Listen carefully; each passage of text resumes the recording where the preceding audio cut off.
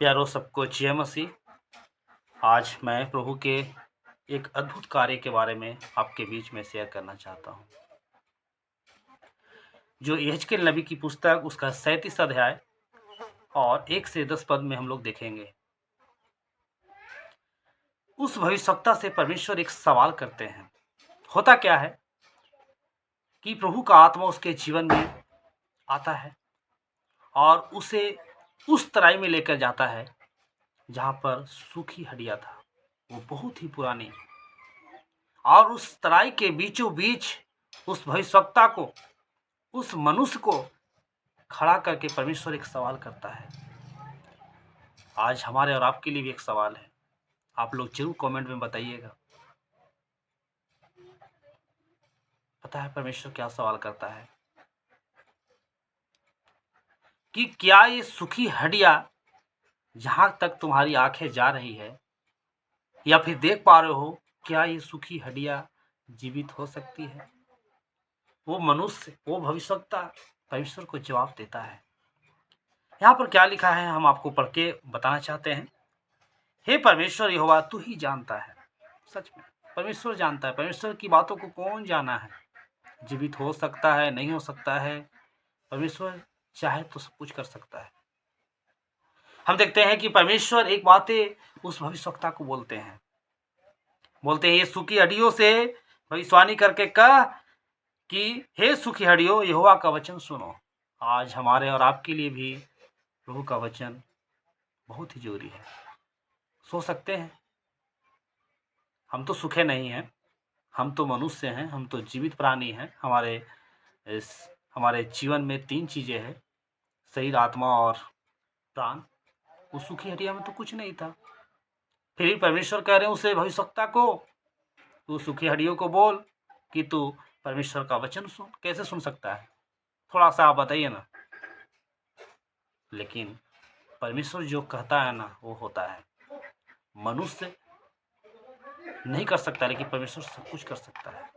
हमारी जहाँ पर आशा निराशा में बदल जाती है ना, हम टूट जाते हैं ना, वहाँ परमेश्वर जोड़ने का काम करता है। आगे देखेंगे कि ऐसा जब परमेश्वर उस भविष्यवक्ता को बोलते हैं कि तू भविष्यवाणी कर, तो वो जो भविष्यवक्ता था वो हड्डियों को भविष्यवाणी करता है, और जैसा परमेश्वर अगुवाई करते हैं वैसा वो बातें बोलता है। देखते हैं हम इससे आगे हम वचन में कि वो सूखी हड्डियों आपस में एक जगह इकट्ठे होकर जुड़ जाते हैं और धीरे धीरे उनमें मांस आते हैं, नसें चढ़ जाती है, सब कुछ हो जाता है। वो मनुष्य रूप में हो जाते हैं। हम देखते हैं कि वो 1 नहीं, 100 नहीं, 200 नहीं, 1000 नहीं, बल्कि वो एक बड़ी सेना होते हैं। परमेश्वर अंत में एक बात बोलता है, वो पूर्ण रूप से मनुष्य रूप में हो गए, लेकिन उनके अभी भी वो उसमें जीवन नहीं था, मरे हुए थे। जैसा संसार में लोग मरे हुए हैं परमेश्वर के बिना। हम देखते हैं प्रभु तो आत्मा है, और जहाँ कहीं प्रभु का आत्मा है वहाँ स्वतंत्रता है। सत्य को जानो, सत्य तुम्हें स्वतंत्र करेगा। प्रेम कौन है? प्रेम परमेश्वर है। जो प्रेम परमेश्वर को नहीं जानता ना, वो प्रेम को भी नहीं जानता। हम देखते हैं कि इस भविष्यवक्ता को परमेश्वर एक बातें और कहते हैं। जब सब कुछ हो जाता है फिर भी तो उस सांस जो हम आज सांस लेते हैं, जिससे हम जीवित हैं, अगर 1 मिनट नहीं बल्कि सोच सकते हैं कि 1 मिनट हमारा अगर सांस मुश्किल हो तो कितना हमारा ये हो जाएगा। अगर किसी व्यक्ति का अगर 5 मिनट वो सांस ना ले पाए तो क्या होगा? खत्म, मर जाएगा। उस सांस से भविष्यवाणी करने के लिए उस भविष्यवक्ता को बोलते हैं। आइए ना हम पढ़कर आपको बताना चाहते हैं। 9 पद में लिखा है, तब उसने मुझसे कहा, हे मनुष्य के संतान, सांस से भविष्यवाणी कर और सांस से भविष्यवाणी करके कह, हे सांस, परमेश्वर यो कहता है, चारों दिशाओं से आकर इन घात के हुए में समा जा कि ये जी उठे। सारे लोग जो भी सूखी हड्डियां था ना, वो घात किए हुए थे, मारे हुए थे।